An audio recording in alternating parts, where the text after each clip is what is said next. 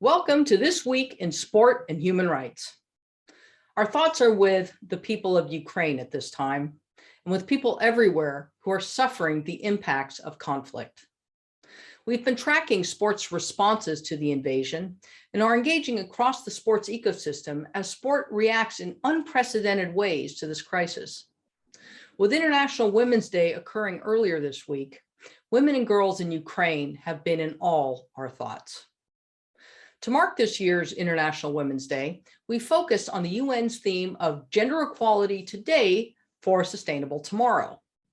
To that end, we've published a commentary on how climate change places additional barriers on women and girls' participation in sport, both at the professional and the community levels. Next week, climate change will be the main focus of the UN's Commission on the Status of Women. The Commission is the principal global intergovernmental body dedicated to the promotion of gender equality and the empowerment of women. From March 14th through the 25th, discussions will focus on integrating gender perspectives into climate change, environmental, and disaster risk reduction policies and programs. Sport, too, must integrate a gender lens into their climate change mitigation and adaptation policies. It must create mechanisms for women and girls to exercise their agency and leadership as we collectively identify solutions and take the next steps towards a more hopeful future.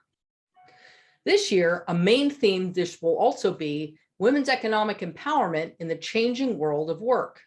And inspired by this, I will sit down with one of our directors and trustees, now also the appointed CEO of the Global Observatory on Women, Sport, Physical Education and Physical Activity, Dr. Payoshni Mitra. Congratulations again, Payoshni, on your appointment. Payoshni and I will discuss the importance of also approaching women's rights in sport from the perspective of work and labor rights and reflect on the achievements made so far for women's economic empowerment in sport, the remaining gaps, and what sports bodies can do to advance gender equality in terms of working conditions and career development opportunities. So look out for that conversation on our platforms early next week.